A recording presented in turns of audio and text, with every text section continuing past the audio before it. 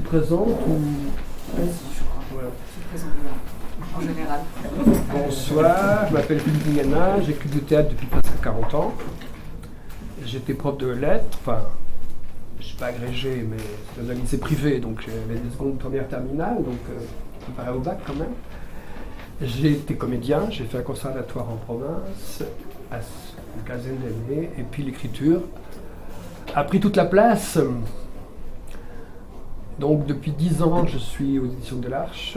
Avant, j'étais aux éditions théâtrales. Je ne sais pas si vous dites quelque chose, éditions théâtrales aussi. Et puis avant, j'étais à Théâtre Ouvert, en tapisserie, au début des années 80. Et j'ai commencé, je suis arrivé en Paris en 80, j'ai quitté l'enseignement, et j'ai rencontré des gens que vous connaissez peut-être de réputation, Micheline et Lucien Atoun. Théâtre Ouvert, ça vous dit quelque chose? Non? Pas vous, rien du tout. Non? Vous pouvez le dire, hein, vous êtes jeune, c'est normal. Hein.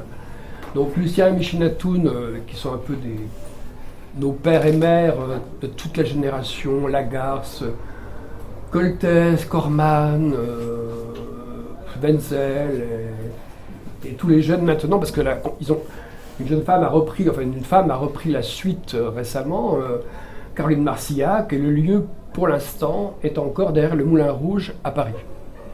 Mais lorsque je rencontre les Atoun en province où j'étais prof à Metz, j'étais comédien et professeur, et il me dit de renvoyer les textes. J'ai envoyé quelques textes, et puis ils m'ont convoqué à Paris, et c'était en 79. Et en 80, j'étais joué à Beaubourg, parce qu'à Beaubourg, il n'y avait pas encore Théâtre Ouvert, le lieu qui existe maintenant, donc derrière le Moulin Rouge, n'existait pas. Il a ouvert en 85-86, je crois. Et donc, en mars 80, j'avais une pièce qui se joue au sous-sol de Beaubourg, et dans l'autre salle, il y avait Michel Vinavert, Les Travaux c'est les jours. En fait, j'avais vu à Metz, mis en espace, Les Travaux les jours de Michel Vinavert. Ça vous dit quelque chose, Michel Vinavert? Oui? Non, Florent, vous ne connaissez pas. Il faudra que tu leur fasses connaître. Michel Vinavert est un auteur qui n'est pas jeune, qui a 90 ans passés, et qui est un énorme auteur français. C'est triste que vous ne le connaissiez pas. Qui a ouvert des portes, à mon avis, c'est l'auteur en France qui a ouvert les portes de la modernité au théâtre. C'est un peu des mots qui ronflent, hein, c'est des mots faciles, mais en tout cas, c'est une réalité. Il est toujours vivant. Il fait des traductions. Actuellement, il y a le spectacle d'Alain Françon. Un mois à la campagne. Voilà, la campagne qui se joue au De Jazet. Et c'est Michel Vinavert qui a fait la traduction. Il fait aussi pas mal de traductions. Il est bilingue, voire trilingue. C'est un homme qui a une histoire assez incroyable. Il a été PDG de Gillette pendant toute sa vie. Et par ailleurs, il était auteur. Donc quand il se montrait, il avait une perruque qui se déguisait pour pas qu'on le reconnaisse. Et donc évidemment, tout son théâtre parle des bureaux, du capitalisme des années 70, qui sont des spectacles qui ont marqué les années 70 et 80. Et moi, j'étais très fasciné par l'écriture de Vinavert. Et en tant qu'acteur, j'ai joué du Vinavert à Paris avec ce formateur chilien, Carlos Wittig, et qui a formé Hubert Collard, Robert Cantarella et moi, en tant qu'acteur. Et donc ça a été le corps de l'acteur découvrant une langue de théâtre sans ponctuation. Je trouvais ça très difficile à jouer, mais passionnant. Dès qu'on a compris le système, que le son fait sens et que le texte de théâtre c'est une partition musicale, on a tout compris. Et donc on donne des rendez-vous dans le paragraphe et l'acteur va au rendez-vous. L'énergie qu'on a pour aller à un rendez-vous. Et pour un acteur, c'est très intéressant de jouer Vinavert, notamment Les Travaux les jours, qui est une pièce que j'aime particulièrement, qui est une composition musicale vraiment avec 4 personnes ou 5, je ne sais plus, dans les bureaux. Et à la fois, ils parlent à leurs collègues de leur vie intime et au téléphone du professionnel. Ils vendent des cafetières. Donc, Vinavert, pervers comme il est, ne signale pas forcément à qui s'adresse la parole. Donc, c'est à nous, artistes collaborateurs, de deviner quelle est la parole intime et la parole professionnelle.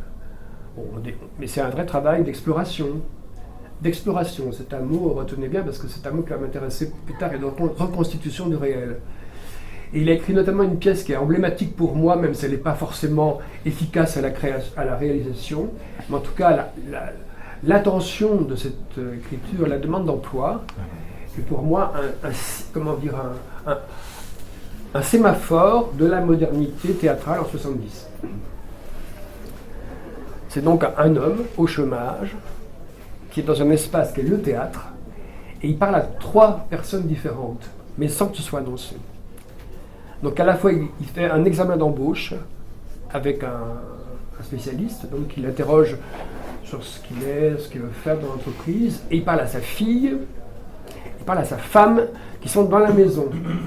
Il n'y a pas d'espace délimité. Donc c'est une parole, on est vraiment dans la polyphonie, dans la partition.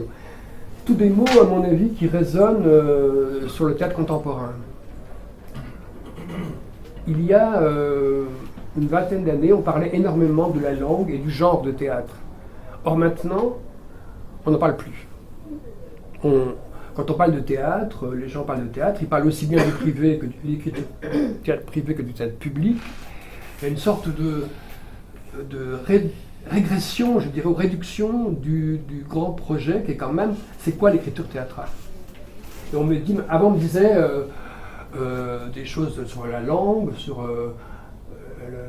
le rythme, sur la poésie, sur l'énergie, le son, etc. Maintenant on me dit, ça raconte quoi ta pièce? Mais je ne suis pas du tout plaintif, hein, je n'ai pas à me plaindre. Je dis ça simplement pour vous, étudiants. Ce serait intéressant que les comédiens y compris, parce qu'un comédien, il doit être savant aussi, il doit aimer les textes passionnément, et donc il faut qu'il lise plein de textes pour se mettre des mots. Les mots, c'est ça qui fait la scène, hein, quand même, il ne faut pas l'oublier. Avant de jouer comme ça, qu'est-ce qu'on dit, quoi? D'abord, qu'est-ce qu'on dit et comment on le dit? C'est le grand problème. J'étais acteur, donc je peux en parler. Et donc moi j'arrive à Paris, donc en 80, avec ce Vinaver au-dessus de moi. Et ce qui est très étrange, ce lien secret que j'ai avec ce Michel Vinaver, qui avait une vingtaine d'années de plus que moi, c'est que lorsque je suis au programme du bac théâtre en 2000-2001, avec Chant et Inventaire, qui sont un peu mes must de ces années-là, eh bien c'est Théâtral à l'époque qui est mon éditeur. Et à Théâtral, ils éditent une revue, théâtre, la grande revue, comment elle s'appelle, Théâtre, je ne sais plus, j'ai un trou. Théâtre public, c'est pas théâtre non, public. C'est pas théâtre public. Non, ça c'est ailleurs. C'est un grand truc rectangulaire, et c'est Vinaver. Donc en même temps, on est publié en même temps. Moi, j'avais un bouquin en plus de Michel Corvin, qui était un grand universitaire, qui est décédé récemment, qui a fait un livre sur moi.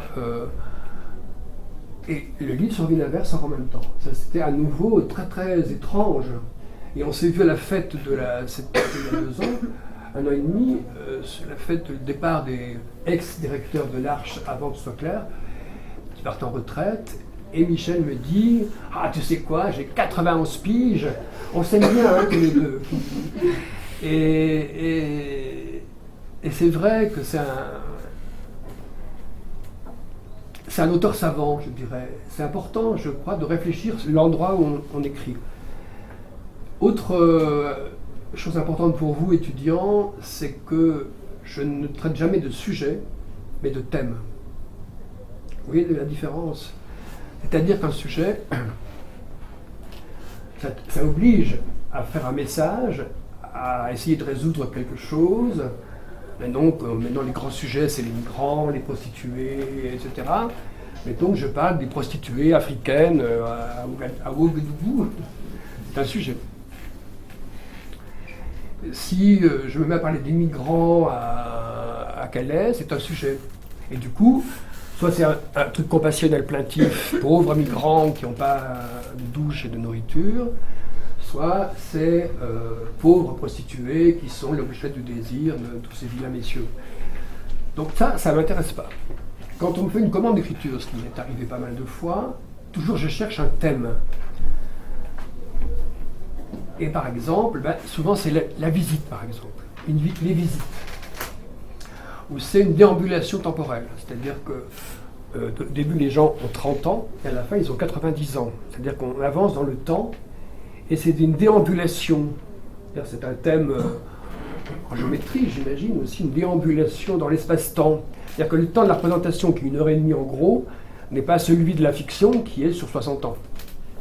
Donc il y a un décalage entre ce que je raconte et comment je resserre le temps, et je le cadre dans l'espace de la scène. Je fais une parenthèse pour dire que moi je suis très fan de la peinture et de l'art plastique et du design et de l'architecture. Donc ça a vraiment à voir, quand j'écris, j'ai toujours l'impression que je construis une maison, un bâtiment. Et bâtiment, ça me fait penser à paragraphe. Chez Michel Vinaver notamment, j'ai pas de texte là à proposer, mais on peut extraire ce paragraphe, il tient tout seul. Vous voyez ce que je veux dire ? Il a une existence en soi. Il raconte les thèmes, justement. Le bureau, la vie intime. Ça, c'est des thèmes. Et c'est très intéressant, les thèmes, justement. Alors, il y a eu des thèmes qui est le voyage, l'épopée du voyage, à l'origine, l'Iliade et l'Odyssée. C'est des thèmes. On voyage dans le temps et dans l'espace. Après, par exemple, dans une école de marionnettistes où j'enseigne pendant 3 ans pour leur apprendre le théâtre contemporain mondial, à des gens qui ne parlent pas forcément bien le français en plus, on me dit une commande pour ces jeunes gens, dans 3 ans, on monte ça, il faut que tu écrives pour eux. La première chose qui m'est à l'esprit, c'était mon anniversaire. Quand on fait la commande, j'ai dit tiens, un anniversaire. Qu'est-ce qui se passe à un anniversaire? Où est-ce que ça se passe? Une maison en général. Qu'est-ce qu'il y a autour de la maison? Une courette, un pré, un chemin. Qu'est-ce qui se passe dans le pré, le chemin, la courette? Donc moi je travaille comme ça par... des fois je fais des dessins d'ailleurs, je fais des plans. Longtemps j'ai travaillé avec les faits divers. Donc je faisais des plans dans un cahier et j'incluais chaque fois un fait divers. J'allais développer, réaménager, me réapproprier le fait divers. Donc en amont, je fais un travail énorme de construction, des mots qui me viennent, je les note. Des fois, je sais la dernière réplique. Par exemple, pour cet anniversaire, qui va d'ailleurs se jouer, je pars à Montpellier le vendredi, et ça se joue à Montpellier, cette pièce, par des ex-élèves de Florent, par une amie qui est Sophie Lagier, qui est metteuse en scène. Et je savais la dernière réplique, par exemple, avant de commencer. J'avais pris en note « Suis-je la bienvenue ?» C'était ça, et c'est la dernière. Et donc, après, il y a la recherche des noms propres, par exemple, aussi, qui sont... J'invente des noms que je ne connais pas, qui m'amusent, qui me plaisent. Dans 21 rue des Sources, par exemple, je mets en scène au Tête du Rond-Point à la rentrée 19, avec d'ailleurs Laurent qui joue l'ami. Je me suis beaucoup amusé, par exemple, sur le nom que tu disais. Dans le pré, parce que c'est pareil, en fait, des sources, c'est obscène, c'est mon adresse quand j'étais gamin et ado, en Franche-Comté, près de Sochaux, Montbéliard. Et j'ai imaginé, j'ai écrit pour 2 acteurs, pour Laurent et une autre actrice qui ne pourra pas le faire finalement, ce sera une autre qui va le faire à sa place. Et j'ai imaginé des gens qui reviennent dans une maison désertée, abandonnée. C'est un de mes fantasmes, ça, vraiment romanesque, je dirais. Le romanesque. Ça aussi, c'est important, le romanesque. Et donc, ils vont de pièce en pièce. Donc, c'est la maison dans laquelle j'ai vécu jusqu'à 20 ans, donc je la connais très bien. Il y avait une épicerie, on vendait le Budagaz et le Propagaz, et on avait la cabine téléphonique quand j'étais gamin, avec les fiches comme dans les films de Hitchcock, vous savez, les années 50. Et moi, j'amenais les télégrammes en short chez les voisins. Et donc, je me suis régalé à faire comme ça des visites qui sont... En fait, on comprend au bout d'un moment qu'ils sont morts, ces 2 personnes. Donc c'est des revenants, la mode des revenants en ce moment, partout dans le film, de revenants, il y a des séries, les revenants.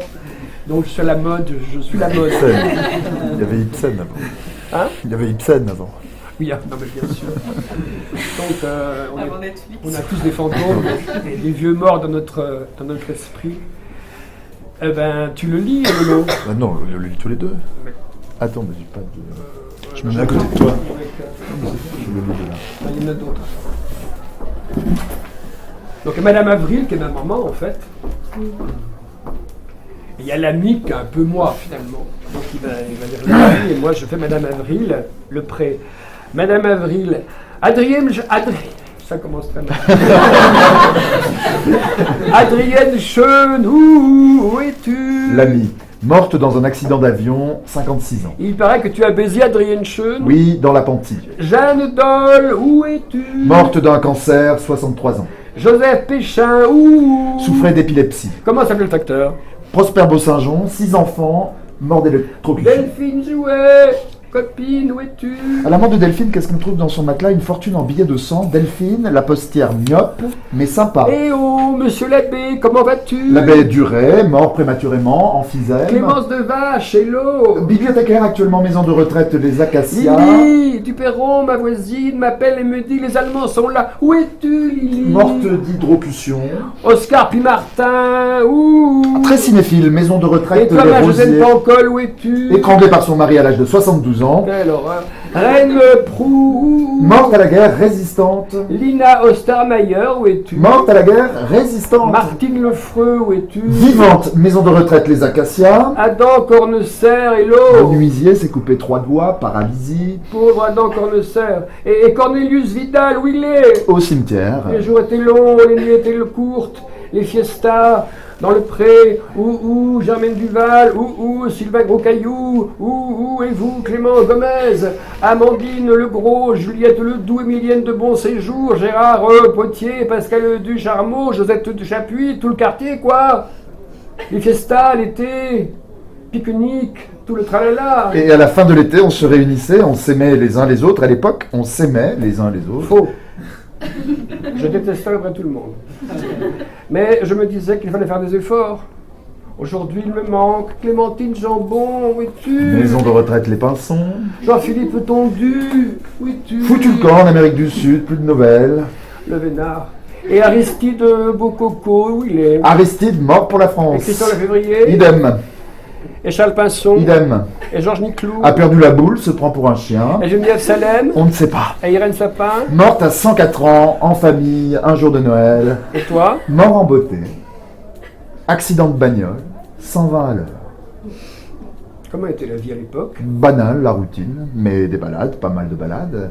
Forêt du Jura, ballon d'Alsace, village typique, route du vin, Touraine, Alsace, Bourgogne, Champagne, montagne, randonnée, ski de fond, la Suisse, air pur, le lait, le chocolat, les vaches, cavalaire, la napoule, maillot de bain, ombre solaire, coup de soleil, mariage, enfant, baptême, séparation, boulot, entreprise, comme tout le monde, on bosse, on cotise pour la retraite et pas accident, mais tant pis. Mon pauvre Gilou. Toi, je te chérissais. Toi, tu étais une championne. Une championne, qu'est-ce que tu racontes? La première à passer le permis de conduire. J'ai médoublé les poids lourds. Une femme moderne, quoi. Tu te peignais les ongles, tu t'intéressais à l'homéopathie, aux médecines douces. À l'époque, c'était pas banal. Tu cousais, tu tricotais, tu cuisinais, tu lisais, tu lisais. Qu'est-ce que tu lisais? Je lisais. Daphné du Maurier, Mazot de la Roche, Cronin, Balzac, Simenon, Agatha Christie, Le Pèlerin, L'Est républicain, François Mauriac, Jean Giono, Anatole France, Jules Michelet. Tu aimais la porcelaine de Limoges, le cristal de Baccarat. Mes petits luxes. Tes yeux brillaient quand tu nous invitais, une vraie pépé. Ouais, la joie entrait parfois. Tu te faisais teindre les cheveux, tu portais des bérets. Oh, je suis à la mode. Dans notre petit groupe, tu étais la plus grande, 1m72, la plus intelligente et la plus rigolote. C'est vrai qu'on rigolait à l'époque, on rigolait. Et on créait des légendes, nos légendes. Où es-tu, beau pré oublié? Dans mes pensées, il est là le pré. Adieu, pré de mon enfance. Adieu. Voilà, donc ça c'est un jeu pour l'oreille aussi. Et puis il y a toujours, j'essaie toujours de marier le funèbre et la clownerie, le grotesque. Farcerie et funèbre. Tous mes textes sont adressés par la mort, les morts, ça n'arrête pas. Tout le monde me dit « Oh là là, c'est noir ce que tu écris », parce que les gens ne savent pas lire. Quand c'est mis en place, les gens rient beaucoup. Mais j'aime beaucoup qu'on rit à mes spectacles. Et quand les gens lisent, ils le lisent au premier degré, c'est-à-dire « Oh là là, pauvre femme, elle est morte, il est mort, mais quelle horreur, tout le monde est mort !» Oui, mais bon, moi je suis peut-être un peu latino-américain. une origine espagnole, peut-être que c'est ça, je ne sais pas. Moi, la fête des morts, hein, Antonio. Et il est vrai que quand j'ai commencé à écrire, mon père était pied noir et d'origine espagnole, mes grands-parents étaient espagnols, côté papa. Côté maman, c'est la campagne et les paysans franc-comtois. Et je m'étais toujours dit que les latino-américains aimeraient ce que j'écris à cause de ça. Et ça s'est avéré vrai. Je suis énormément joué en Amérique latine, à Buenos Aires, en Uruguay, au Brésil, beaucoup, un peu en Italie, mais surtout l'Amérique latine. Et ils comprennent parfaitement ce que je fais, ce mélange de clown et de cercueil, si je peux m'exprimer ainsi. Et donc, je dirais que ce thème-là, il est en moi depuis l'origine de ma vie. Parce que quand j'ai commencé à avoir des émissions à France Culture, parce que ce Lucien Toune dont je parlais tout à l'heure, qui est un monsieur pour moi, un géant, qui a vraiment inventé le théâtre contemporain en Avignon en 71. C'est vos grands-parents qui étaient à ce moment-là vivants. Et il avait aussi à France Culture une émission qui s'appelle le Nouveau Répertoire Dramatique. Ce qui fait que toutes mes pièces, avant qu'elles soient jouées au théâtre, étaient d'abord passées à France Culture sur les ondes, dans lesquelles d'ailleurs je jouais en tant qu'acteur. Et au niveau financier, c'était plutôt assez intéressant. Et puis après, bon, Laura Adler est arrivé, il a lentement mis dehors. Et donc, Lucien Toune, pour faire une petite parenthèse, donc je parlais du Festival d'Avignon en 71, il a été voir Jean Villard, et il a dit il faudrait faire du théâtre avec les auteurs vivants, sans beaucoup d'argent, avec 3 projecteurs, et dire le texte, le répéter 10 jours et le jouer une semaine, ou 3 jours. Des fois, le texte est la main. Il a inventé la mise en espace. Maintenant, tout le monde dit mise en espace, on ne sait pas d'où ça vient. Ça vient d'Atoun, Lucien Toune. C'est maintenant à 82 ans. Et quand Jean Villard est décédé, c'est Puot qui a remplacé. Évidemment, il voulait virer le théâtre ouvert, qui faisait du théâtre comme ça sous les auteurs vivants à ce moment-là. Et finalement, bon, ça s'est arrangé.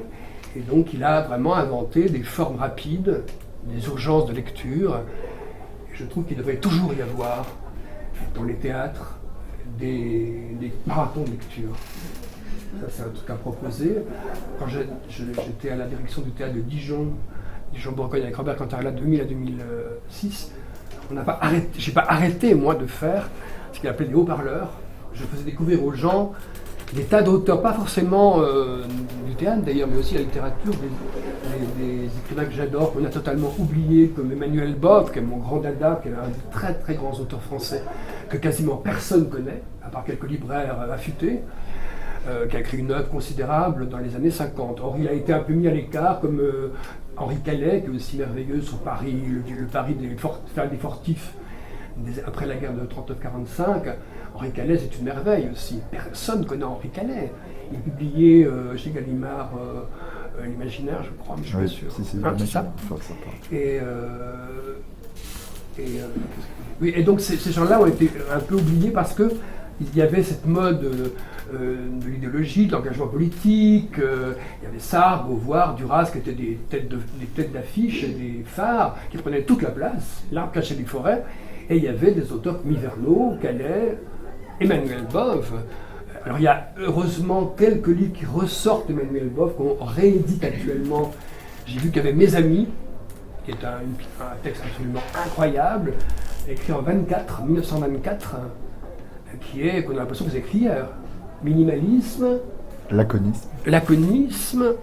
Ah, bien avant Albert Camus, en 50 et quelques, c'était dans les années 20, oui, 24. Et c'est l'écrivain Colette, je ne sais pas si ça dit quelque chose à vous, très jeunes gens. Il y a quand même la place Colette, quand même, où la Comédie Française est là, et elle a quitté le Palais Royal, à la Comédie Française. Et donc c'est Colette qui était à l'époque rédacteur en chef au journal Le Matin, dirigé par son mari Henri de Journal, et c'est elle qui a encouragé à écrire Emmanuel Boff. Il a découvert sur Mes Amis, justement. Je vous conseille de lire Mes Amis, qui est vraiment un ouvrage, je trouve, incroyable. Et elle a aussi, cette même Colette, encouragé et dirigé Georges Simenon. Pareil, vous ne devez pas connaître Georges Simenon, vous avez tort. Maigret, vous savez, Maigret, la pipe, non, ça ne vous dit rien du tout. Si, quand même. À la télé, il y a des Maigrets des fois. Et en tout cas, moi, je suis fan de Simenon et des Maigret, j'adore. Je lis tous les 10 ans, je lis tout. Et même si je sais qui est l'assassin. Elle a dit avec son accent bourguignon, Colette, à Georges Simenon, il en est 20. Elle a dit trop de littérature, mon gars. Et il a dit, je n'oublierai jamais cette leçon. Trop de littérature. Faire de la beauté, des belles images, des belles phrases. On s'en fout des belles phrases. C'est facile d'écrire des belles phrases. Tout le monde peut écrire de belles phrases, la poésie. Faire du Merliton, comme on dit, parler de l'astre qui est dans le ciel, ou des anges, des dames, ça, tout le monde peut le faire à peu près. Tout le monde s'y colle à un moment donné, c'est pas du tout intéressant. Non pas qu'il ne faut pas parler des astres et des rondeurs féminines, c'est pas le problème, c'est que ce côté joli, on s'en tape. Donc les vrais écrivains ont un rapport avec l'adjectif très très prudent. Pas d'adjectif souvent. Et alors Colette, toujours Colette, son papa écrivait, alors c'était fin 19e, elle disait déjà à l'époque à 10 ans, papa, tu mets trop d'adjectifs. Donc vous voyez, l'écriture c'est ça aussi. C'est un voyage passionnant, avec des pages, moi j'écris à la main, toujours, je suis un dinosaure, j'ai pas d'ordinateur, c'est Laurent qui me tape mes textes, ou Sophie, ou Grégoire, enfin des amis qui me tapent les textes. Et c'est merveilleux d'avoir des gens qui tapent vos textes, parce que d'abord vous les dictez, et vous réécrivez en dictant. Des fois je fais un blanc, ça, je dis excuse-moi 2 secondes, et je fais une coupe magistrale de 4 phrases, où je raccroche comme ça, parce que, bam, je suis dans l'action de dire, je suis comédien dedans, tout à coup. Et on écrit toujours trop. Il faut toujours enlever, couper. Colette dit, j'ai fait la scène dans La naissance du jour, je l'ai fait 15 fois dans le mois, elle fout à la poubelle, on fout beaucoup à la poubelle. Et quand des fois le soir tard, on relit, on est toujours un peu déçu, et alors on fait des ajouts, on fait ajout, et on rajoute un texte qu'on verra le lendemain. Pratiquement 10 fois sur 10, on coupe le rajout le lendemain. C'est ça l'écriture, c'est des poids et des mesures, c'est... Comment dire, je dirais que la vision de la page, une lettre noire sur la fond blanc, crème ou ivoire, me renseigne sur l'auteur. Par exemple, Michel Guinaver, qui est un de mes maîtres, il a inventé ce qu'on appelle la sticomini, c'est ça, non? C'est-à-dire les répliques décalées. C'est-à-dire quand A par la D, B par la C. Vous voyez ce que je veux dire? Et puis il a théorisé aussi beaucoup. Et il a beaucoup. Non seulement il l'a fait, mais il l'a théorisé. Il a fait aussi un rapport, le rencontre d'Avignon, très connu, très célèbre, où il a fait une enquête sur toutes les écritures contemporaines. À ce moment, tout le monde écrit, c'est la mode, tout le monde veut écrire, et il y a des écritures de plateau, ce qui est autre chose, c'est-à-dire on répète, et puis on écrit avec les comédiens. Franchement, parce que je vais avoir un vieux schnock, mais je n'y crois pas beaucoup. Ça ne donne pas forcément ce mur de bruit qu'on dresse, qui est un mur de mots. Souvent, c'est un peu au pif, quoi. L'écriture, c'est un truc... pour moi, c'est physique, par exemple. Quand j'écris quelque chose, j'ai l'impression que j'écris avec des stylos à l'encre, vous savez, qui est très brillante, très noire sur le blanc. Je ne sais plus exactement ce que c'est, ce genre de... J'ai découvert ça il n'y a pas très longtemps, mais j'écris avec des feutres ou des rollers. Et là, quand j'ai eu il va plus vite que moi, le stylo, je vous assure. En didascalie, dans Maison Rouge, que je viens de réécrire, ce coup, le stylo a écrit « Elle vole ». C'est pour les marionnettes. Hein. Donc, une marionnette, elle peut voler. Je me suis éclaté avec ça en me disant « Tiens, c'est des marionnettes, merde, elles peuvent aller dans l'espace. Elles peuvent maigrir aussi. » Donc, elle maigrit, elle se met à voler. Et le stylo, je vous le jure, je ne l'avais pas prévu. Ah ben ça alors, c'est le stylo qui l'a écrit, parce qu'il y a une sorte d'alchimie entre la page, l'auteur et l'instrument pour écrire. Et je crois qu'il y a vraiment une magie qui se passe, qui n'est pas racontable à la limite. Et je ne vais pas chercher à trop savoir non plus, parce que sinon je perdrais peut-être quelque chose. Donc... je reviens à mes thèmes, donc c'était l'anniversaire, ça peut être le périple aussi, souvent le périple. Il y a énormément de pièces de moi qui parlent du périple, c'est un thème. Par exemple, j'étais prof de lettres pendant 7 ans, hein, donc, T'en as pas deux de Kriega, s'il te plaît. J'écris pour deux copains acteurs, Gaëtan Vourche qui travaille beaucoup avec Philippe Ken à Nanterre, et Christophe Huisman. C'était écrit au rond-point il y a, je sais pas, 8 ans, ça n'a pas bien marché. La mise en scène n'était pas, à mon avis, suffisante. Et le Pajot, carrément. Donc je séquence énormément. Alors oui, j'ai mis en exergue oui, c'est ce que j'étais en train de dire. Une phrase de Peter Handke dans ce journal. Je suis assez fan, même s'il m'agace énormément. Peter Handke, il a aucun humour. Il est grandiloquent, il est solennel, il m'emmerde. Mais c'est un génie, et un chaman, ce mec.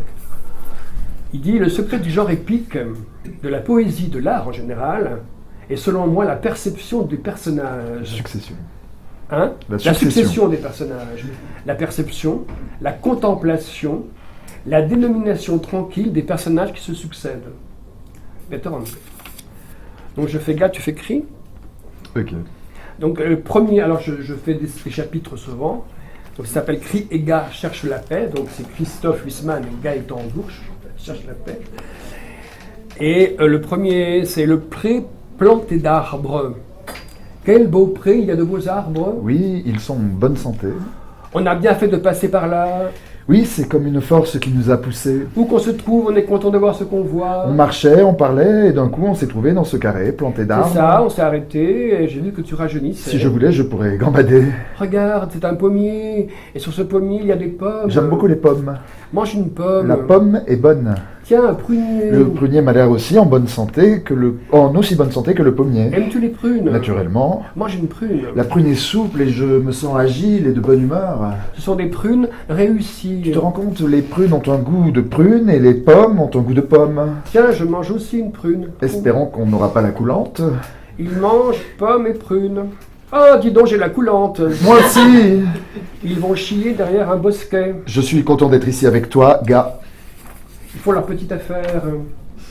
Ce jour est à marquer d'une pierre blanche, gars. J'ai laissé l'inquiétude de côté. Je dois te dire que souvent tes yeux me font peur. C'est-à-dire que je vois dans le monde ce qu'il faudrait ne pas voir. Et j'ai une faiblesse dans les membres. Dans ce pré, je ressens une joie toute neuve que je ne connaissais pas. Oui, ça te donne un air un peu idiot. C'est-à-dire que je ressens une quantité d'amour qui est sans destinataire. L'amour est un poison. Tant pis. Je sens que ça va venir. Voici des fruits qui sont tout à fait blés. J'ai envie d'en manger un. Alors? C'est un coin qui est décevant. Partons d'ici, gars. Autant quitter les lieux qui nous plaisent avant qu'ils ne nous déplaisent. Et crie, chante ceci. Vise-moi l'oiseau sur la pelouse. Et ceci. Ô gars qui se pointe, je dis « Hé, attends-moi !» Et ceci. Les rêves noirs, je les enterre. Les jours clairs, je les espère. Et donc, il traverse le monde comme ça, enfin, les territoires. Il voit des chats crevés, il voit des vaches mortes, enfin, des horreurs. Et des sources miraculeuses quand même, parce que c'est un peu fantastique, enfin pas fantastique, merveilleux on va dire, sans entre guillemets, merveilleux dans le sens littéraire du terme. Et finalement, tous les deux visiblement sont dans le bruit du monde, dans la difficulté d'exister sur notre planète. Et finalement ils trouvent la paix, curieusement, dans une chambre d'hôpital à la fin, où Gars plutôt va voir sa grand-mère.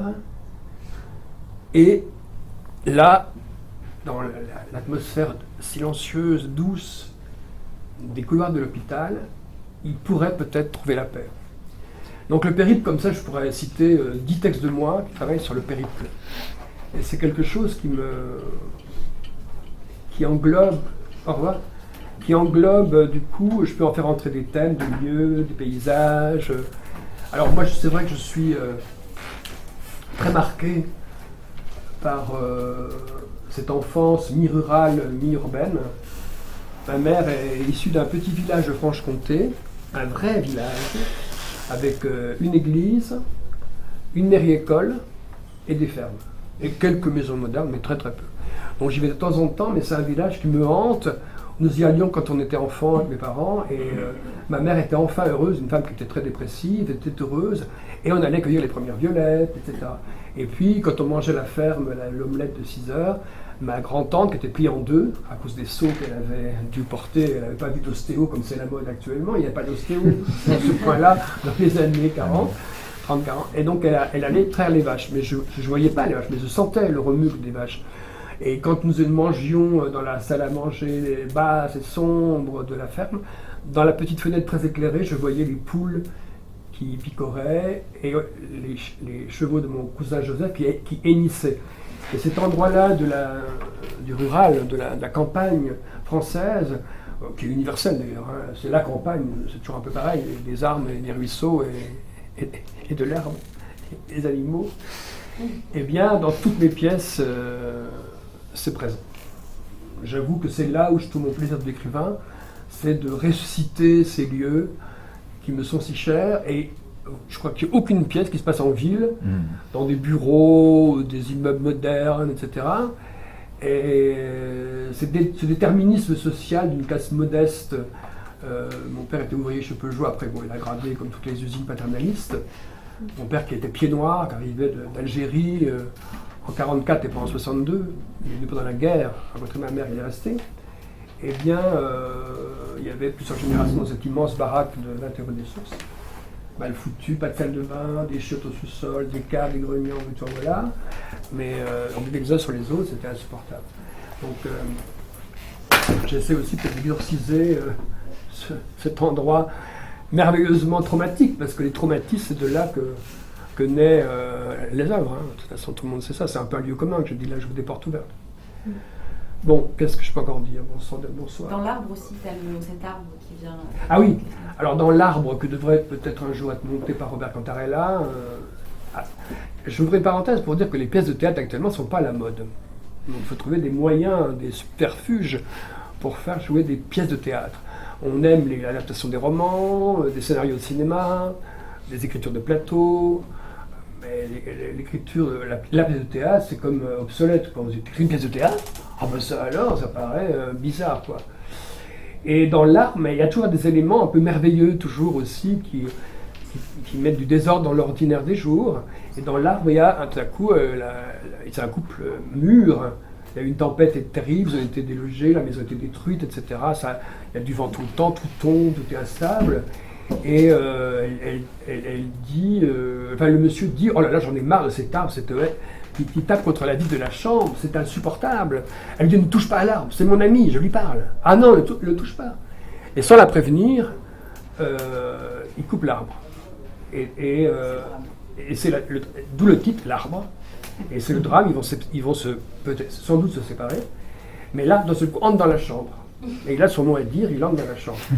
Et donc ça, pareil, je n'ai pas prémédité. C'est à nouveau mon stylo qui a fait les siennes. Vraiment. Hein. Et c'est pas de la fausse modestie ni du cabotinage de ma part. C'est le réel. D'un seul coup, une chose s'écrit et je ne l'avais pas prévu. Mais ça va droit de fil dans l'épaisseur fictionnelle, dans le paysage fictionnel.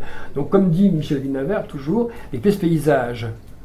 Vraiment où se déroulent comme ça les faits, les lieux, les événements, la succession, comme dit Hanke, la succession des événements qui crée ce qu'a inventé un de mes collègues, Roland Fichet, les épopées de l'intime. En fait, nous écrivons les épopées de l'intime, qui sont deux mots apparemment contradictoires. Il y a un livre qui est sorti au Solitaire Intempestif qui s'appelle Les épopées intimes, justement, et qui est un livre sur moi, sur mon travail et sur moi-même, écrit par Hervé Ponce, c'est sorti en 2011. J'avais 5 pièces au Théâtre de la Vie, aux Abbesses, 5 pièces inédites. Et donc, vous pouvez les trouver, c'est un livre bleu, Solitaire Intempestif, vous connaissez sans doute l'édition. Et donc, c'est une interview d'un journaliste qui m'interviewe sur justement tout ce que je suis en train de vous raconter. Et c'est donc, on a repris ce titre, Épopée intime, et justement, comment l'intime, on arrive à en faire une légende, finalement. En le décalant légèrement, en poussant un peu le réel, en le réécrivant, en le déguisant, en le repeignant, en le restructurant, on arrive comme ça à faire un conte, une fable. Alors évidemment, c'est très très loin de ce que fait le théâtre de boulevard, par exemple, le fils, la mère, le père, Florian Zeller, ou Ismina Reza qui fait des comédies de salon, où je te parle, tu me réponds. Et parce que c'est un théâtre qui est figé à vie, il fera tout le temps, je te parle, tu me réponds, toute leur vie. Moi, si je ne peux pas faire ça, non pas que je jette pas la pierre à ces gens que je viens de citer, hein, s'ils font leur métier différent qui n'est pas le mien, ils font leur métier à leur façon, mais c'est leur propre responsabilité. Je n'ai pas de haine contre eux. Mais en tout cas, pour moi, l'écriture, c'est une aventure permanente.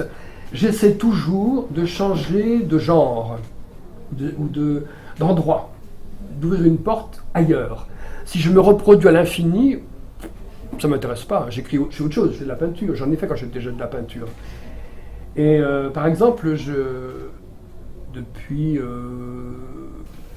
10 ans à peu près, je fais du théâtre récit.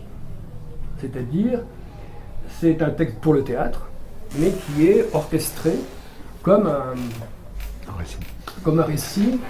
Et la première tentative, c'est La Piste de la forêt profonde. C'est une pièce, du coup, il y a 3-4 protagonistes, mais on peut le jouer qu'une seule actrice ou un seul acteur. Tu peux tout dire le texte, comme un récit, comme un conteur. Et ça s'est fait à Paris, d'ailleurs, il y a quelques années, deux compagnies, dont Jacques, David, Compagnie de l'Air, Théâtre de l'Air, qui a fait avec un seul acteur, alors qu'à la Comédie Française, quand on l'a créé au studio, il y a 8 ans, 10 ans, je ne sais plus, eh bien, il y avait 3 acteurs. Et en fait, c'est une commande de la Comédie Française qui me dit « T'as déjà été joué au Français il y a quelques années avec La Maison des Morts ?» Et c'est d'adapter un classique. Donc tout de suite pour moi, c'était Ovide, qui est vraiment Ovide, qui est, je crois que vous travaillez les métamorphoses, peut-être pas avec eux. Eh bien, Ovide, ça recèle tous les trésors de nos légendes universelles. C'est la légende du Rossignol, en l'occurrence, là. Un homme qui s'appelle Shakespeare, mais c'est pas lui qui l'a écrit, parce qu'on sait que maintenant Shakespeare n'a pas écrit la moitié de ses pièces, et que c'est d'autres auteurs inconnus, ou alors c'est Marlowe, et Picus Andronicus. C'est d'après la même histoire d'Ovide. Et Shakespeare a piqué tout à Ovide, tout, même des vers complets. À l'époque, tout le monde se piquait des trucs, se pastichait. Molière a pris Don Juan, c'est déjà écrit 3 siècles avant. Enfin, c'est la loi. On recycle des grands thèmes. Et quand j'ai su que c'est pour Catherine Niégel, je ne sais pas si ça vous dit quelque chose à Catherine Niégel, parce que j'ai beaucoup écrit, au studio de la Comédie Française, eh bien, j'ai écrit ça. À l'oreille donc c'était l'histoire athénien, j'ai tout bazardé le truc athénien pour le rendre universel et sans date, pas daté. À l'oreille d'une forêt, le jeune roi et sa petite belle-sœur arrivent dans le pays du jeune roi. Avant d'aller au palais retrouver l'épouse, ils feront une halte dans une bergerie qui est près d'une forêt. C'est un stratagème. Le jeune roi veut la petite, mais elle l'ignore. Donc c'est un jeune prince qui a sauvé Athènes. Donc le roi, en échange, aujourd'hui il serait taxé par MeToo, il lui donne sa fille en cadeau. Voilà. Donc il part avec sa femme dans un autre machin, et elle lui dit « Oh là là, j'ai ennuyé de ma famille, de ma petite sœur notamment, va la chercher. » Alors le jeune roi prend le bateau et il va chercher la petite sœur. Et quand il la voit, elle a 12 ans, il craque totalement. Il la chope dans une forêt, dans une bergerie, il la viole, et comme elle crie, il lui coupe la langue. Et alors, il rentre au palais et dit qu'elle est morte. Donc pour pas qu'elle le dénonce. Hein? Il lui coupe la langue pour pas qu'elle le dénonce. Oui, d'une part, parce qu'elle crie alors aussi. Et donc... La reine est très très malheureuse, et puis la petite sans langue, elle trouve dans la bergerie un métier à tisser. Alors elle trouve du fil, c'est des légendes, hein, Toby. Elle fait une tapisserie où elle raconte l'histoire qu'elle est enlevée par son beau-frère, qu'il l'a violée, qu'il l'a séquestrée et qu'il a coupé la langue. Et à ce moment-là, par la fenêtre, passe une vieille avec son fagot, et elle donne à la vieille le tissage, et elle a pour mission d'aller au palais donner ça à la sœur. Donc la sœur reçoit le message, elle ouvre le tissage, et elle voit l'horreur. Donc elle ramène toutes ces femmes, elles se déguisent en peau de, elles mettent des peaux de bêtes sur elles, et elles vont délivrer la petite sans langue.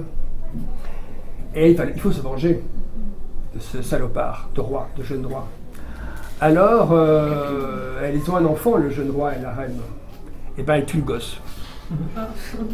Et avec la sœur, elle le dépaisse et le cuise dans les grandes cuves.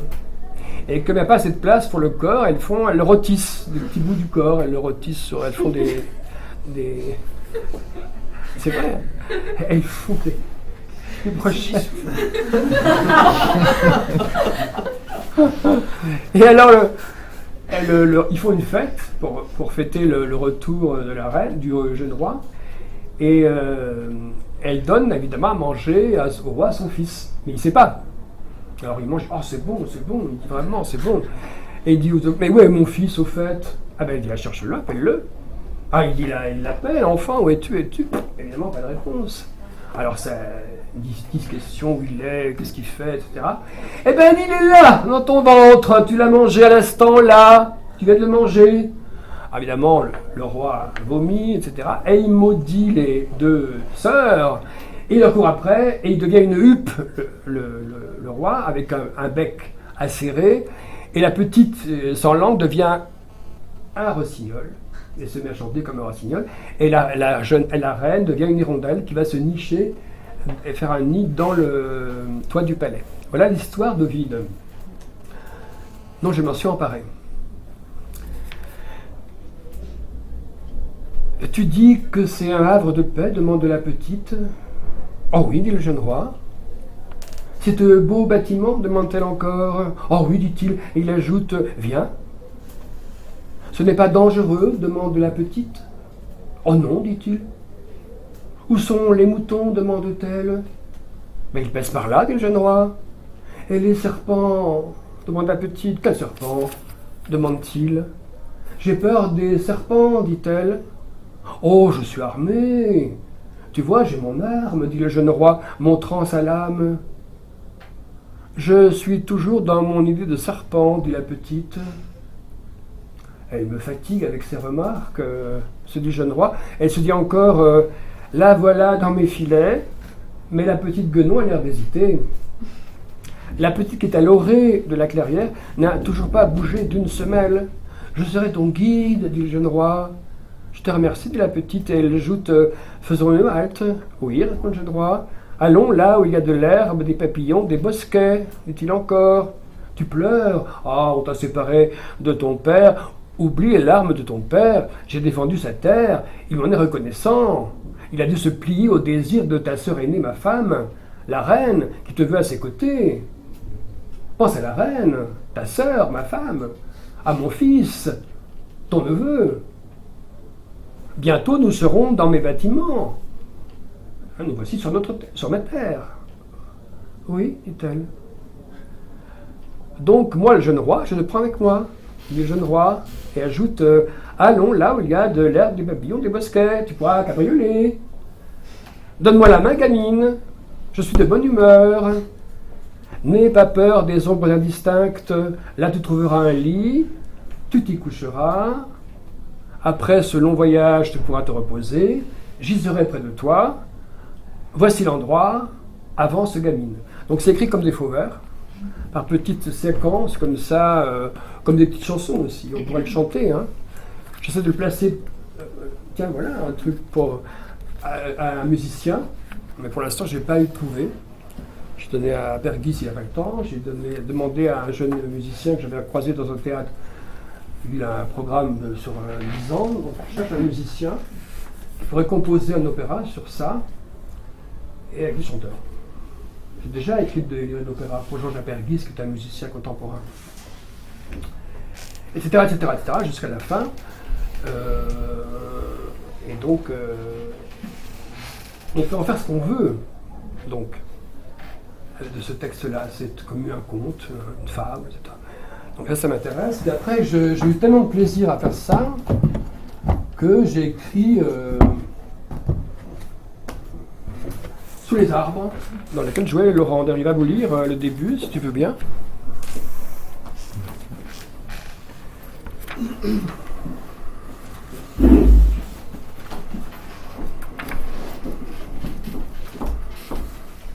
Le début ou... Ah, Je te laisse lire tout seul. Le tout début de la pièce. le tout début. Je lis toujours le début des œuvres quand il n'est pas avec les feuillettes. Je prends Et le récit. et Ah oui. ça raconte tout. Page 51. La rivière au noyer, la rivière glougloute, la bise souffle, frôle. Les corneilles passent, gnac. Une jambe file dans la rivière, mère d'une jambe d'homme, il y a des poils, dit celui qui s'appelle Tata. La jambe en question a filé dans la rivière, les nuages obscurcissent le paysage. Des voix appellent, cachons-nous, dit celui qui s'appelle Fonfon.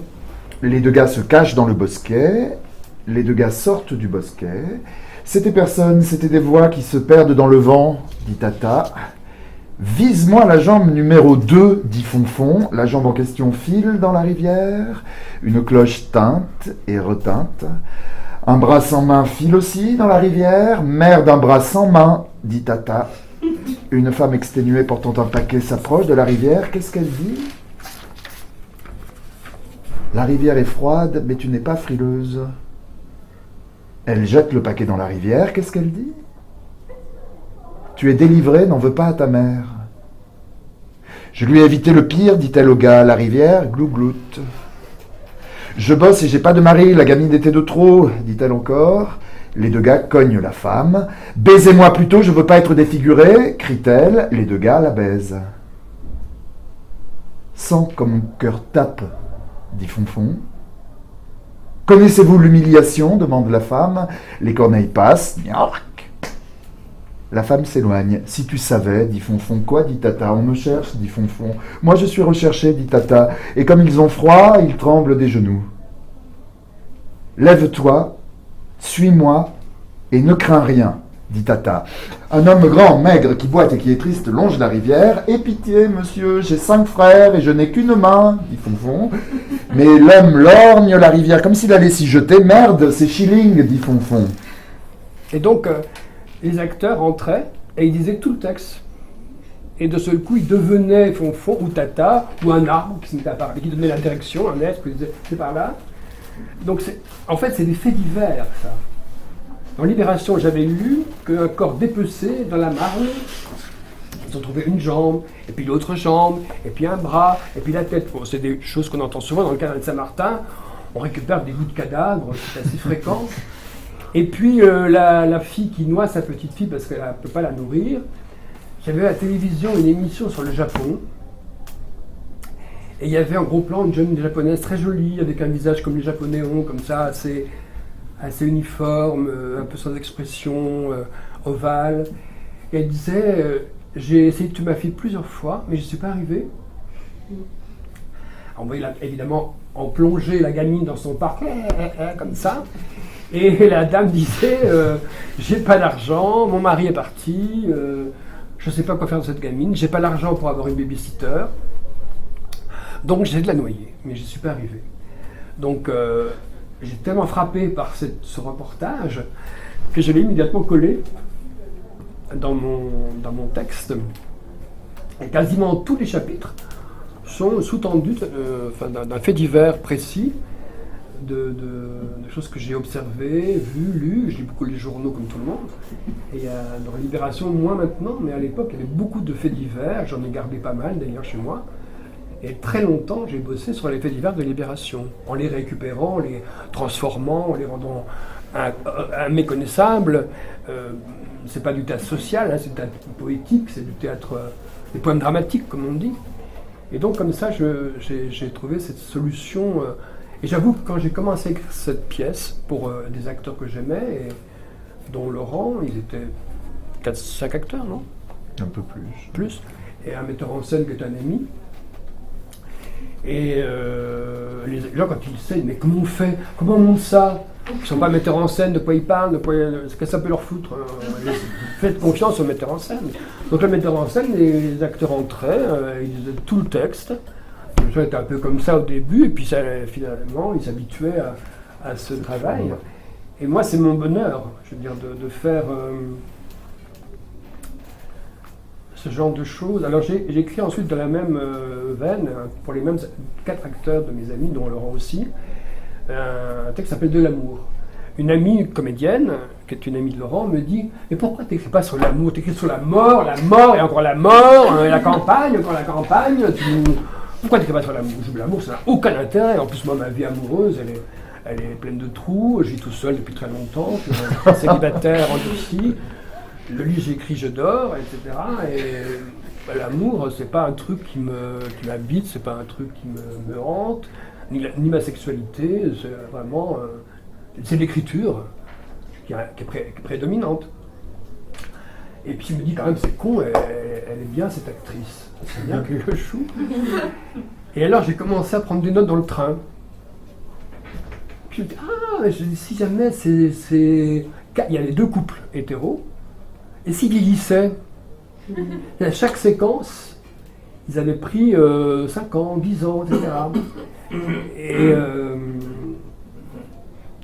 mais je me dis, tiens, en fait, ce qu'on va faire, je vais faire une liste dans mon lit le soir, je prends un calepin et je fais une liste de tous les rites qui nous entourent, auxquels nous sommes livrés. Anniversaire, mariage, enterrement, chambre d'hôpital, forêt, balade, tous les choses qu'on fait, faire du tourisme, tous les rituels donc, qui nous encerclent, qui nous désignent comme occidentaux contemporains. Et là, ça commence à m'exciter. Et puis je me suis dit, tiens, ce qui serait bien, c'est qu'il y ait des commentateurs, parce qu'on est dans le commentaire, quand on est à la télé, on a ça blablabla, on a tous les commentateurs qui commentent l'actualité, l'héritage de Denis Hallyday, les sans-papiers, etc. Donc on fait le commentaire du commentaire. Donc il y a 2 figures qui étaient jouées par un des 2 couples, qui sont texte et voix off. Bon, je les ai mis, moi c'est moi qui ai mis en scène au Théâtre de la Ville en 2011. J'ai dit ce sera 2 acteurs et pas des choses enregistrées. C'est pas très facile les choses enregistrées. Alors ça donne ça. Au début je vais lire la première page.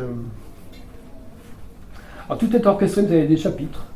Alors je lis accident, je lis deuil, je lis excursion, je lis enterrement, je lis maladie, je lis convalescence, je lis anniversaire, visite, etc. Noël, sapin et santon. Maladie, deuil, alliance, de l'amour, etc. Donc, ça commence comme ça.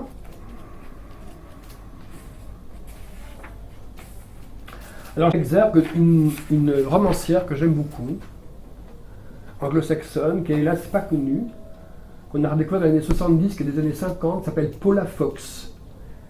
Elle écrit un bouquin, je vous le recommande en poche maintenant, que j'aime vraiment à la folie, qui s'appelle Personnage désespéré. Alors, c'est pas un titre très alléchant, mais c'est merveilleux.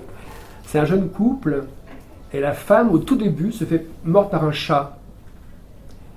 Et ça s'infecte. Et avant qu'elle aille se consulter, on est presque à la fin du roman. Et c'est un livre absolument... Alors, c'est pas mal traduit, je pense. Et voilà ce qu'elle écrit, que j'ai isolé 2 phrases. Elle semblait écouter quelque chose et attendre. Voilà Fox. C'était un homme grand, bien charpenté, solide, ce qui ne l'empêchait pas de rester souple. Et c'est du détail, c'est du croquis. J'aime les écrivains qui font des croquis comme ça. Chapitre 1, anniversaire chez Bobby et Christina. Christina, je me demande si j'ai envie d'aller à cet anniversaire. Bobby, je me demande si je dois mettre une cravate. Voix off, un avril doux et mou, odeur de pourri, de terre secouée. Christina et Bobby sont invités à l'anniversaire. Les paysages salopés par l'hiver apparaissent, et ce n'est pas beau à voir. Lambeaux crottés et herbes grises, les dors partout. Christina, je peux te dire quelque chose? Je n'aime pas les cravates. Bobby, ou alors un pull à col roulé. Christina, un col roulé? Bonne idée.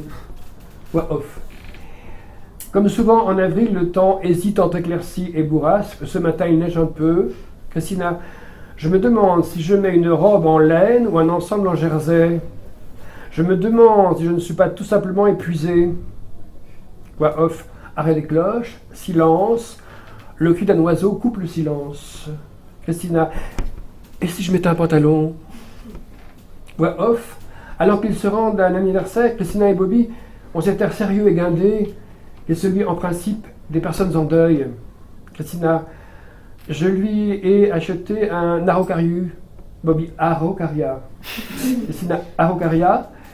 J'ai failli lui acheter une ménagère. Voix off. Deuxième cri d'oiseau. Bobby, une ménagère. Christina, c'est décidé, je mettrai ma robe fuchsia. Voix off. Leurs membres sont engourdis, leurs mouvements ralentis, comme s'ils soupçonnaient qu'eux-mêmes et la population étaient en danger. Christina, fumier, tu as taché ton pull, tu n'es qu'un fumier. Bobby, j'ai des soucis. Christina, tu n'es qu'un fumier. Voix off. Le temps s'est dilaté, comme il se dilate quand les nuages noirs envahissent nos pensées en tête, on immobilise le temps. Bobby, ma cousine Béa a 39 ans, elle en fait 50. Elle est grosse et méchante. Évidemment, on fera semblant de se poiler. Voix off. Ils rient si longtemps qu'ils sont au bord de la syncope. Christina, à moins que je mette mon ensemble en daim qui me fait de belles fesses. Bobby, bonne idée. Voix off. Troisième cri d'oiseau, texte. Christina et Bobby se sont mariés il y a 2 ans sur un coup de tête de Christina. Elle ne supportait plus de dormir seule. Elle la demande en mariage. Bobby s'est dit qu'il pouvait être une alliée. Il a dit oui. En ce moment précis, alors qu'ils se préparent pour aller à l'anniversaire, leur appartement, grâce à la super lumière, leur apparaît comme un îlot de paix. De ce fait, le sentiment de perte et de solitude qui les avait momentanément paralysés s'estompe. Christina, oh, ton cou est super enflammé. Bobby, c'est le col roulé, je ne supporte pas les cols roulés. Christina, et si je mettais ma robe portefeuille et un pull sport, mets ta chemise cow-boy, Bobby. Texte, tout à coup, ils se sentent jeunes et pleins d'entrain, se disant « Allons, allons, chassons les nuages !» Bobby, ton visage est petit et grave. Christina, ton corps est massif et poilu. Voix off, bref coït. Christina, ne compte pas sur moi pour jouer un rôle, ne compte pas sur moi pour parler de biberon et de caca d'enfant. Tu as compris que j'étais fatigué de vivre? Bobby, naturellement. Voix off, quatrième cri d'oiseau. Bobby, et si j'allais seul à l'anniversaire de... Ah bah tiens, sympa la coquille. Et si j'allais seul à l'anniversaire... Ah, cet anniversaire, c'est une coquille ça. Christina, mais je vais crever si je suis seul. Texte. Bobby imagine souvent qu'il tue Christina. Il a élaboré plusieurs scénarios. Mais l'air sérieux et le petit front têtu de Christina déplacent son sentiment. Il se dit qu'elle est irremplaçable. Les pensées de Bobby sont contrastées et contradictoires. Christina, je n'aime pas le mois d'avril. Ça me rappelle un épisode fameux, j'avais 7 ans, et comme c'était le printemps, j'avais mis ma jujupe, qui était neuve, et quand ma mère m'a aperçu en jujupe, elle m'a foncé dessus, elle m'a dit « espèce de conne », elle m'a giflé. Ensuite, j'ai eu un truc pulmonaire. Bobby, tu m'écoutes? Voilà. Comme ça, on passe... à la fin, ils sont à leur maison de retraite. Bobby est mort. Et leur maison de retraite, elle est très âgée, très belle. Voilà. Donc... oui, je dis souvent légende de nos coutumes ordinaires, enfin, des choses comme ça. Je trouve ma formule que j'ai dite il y a 20 ans en public, je n'arrive pas à la reconstituer, peu importe. Les rituels du quotidien. Hein? Les rituels du quotidien. Oui, on peut dire ça. Ouais, j'ai assez parlé, ça suffit comme ça. Il est 8h20. Ouais, moi je vous propose un petit temps convivial tous ensemble, un petit verre de vin, voilà, puis on échange. Quelle bonne idée. Ah, bah, tout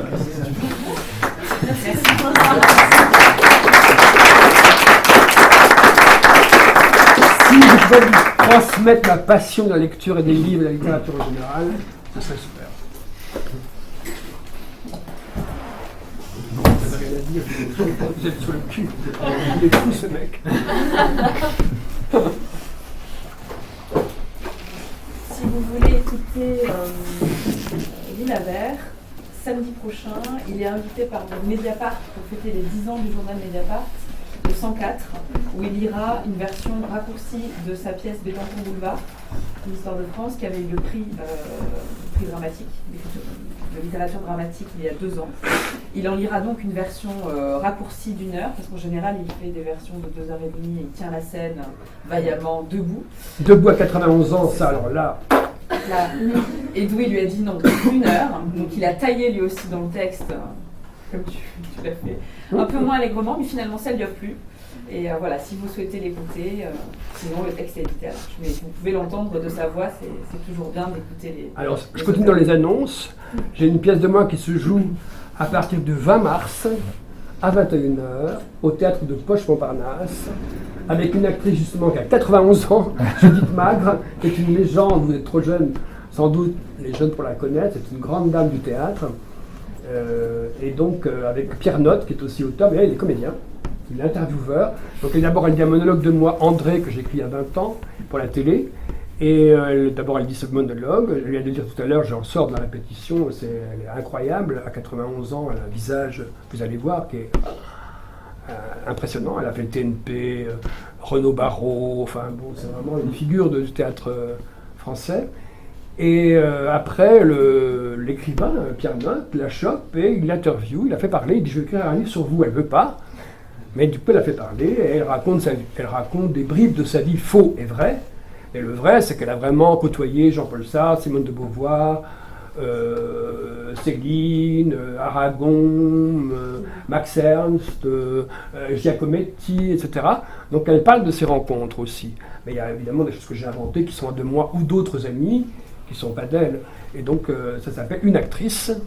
Et ça commence le 20 jusqu'au 20 mai. Donc vous avez le temps. C'est à 21h. Je vous conseille vivement d'aller voir cette grande dame du théâtre. Surtout à cet âge-là, donc on peut se dépêcher de la voir. Enfin, elle va encore tenir, à mon avis, parce qu'elle a d'autres projets après. Hein. Après moi, elle a encore d'autres projets.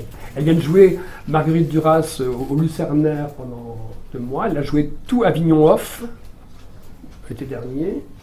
Elle a repris au Lucernaire. Bah, c'est hallucinant, quoi, cette dame. Voilà. Eh ben, je vous souhaite une bonne soirée, une bonne vie surtout, et puis aimez les livres et le théâtre. Je vous souhaite beaucoup de bonheur et beaucoup de réussite. Merci.